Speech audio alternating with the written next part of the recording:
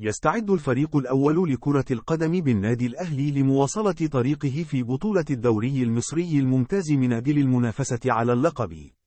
ويدخل النادي الأهلي في مواجهة أمام فريق نادي الداخلية في المباراة التي تأتي ضمن مؤجلات الشياطين الحمر التي تراكمت بسبب انشغال الفريق بالمواجهات القارية وبطولة السوبر ليج الإفريقي وكأس العالم للأندية في خلال مراحل الموسم المختلفة.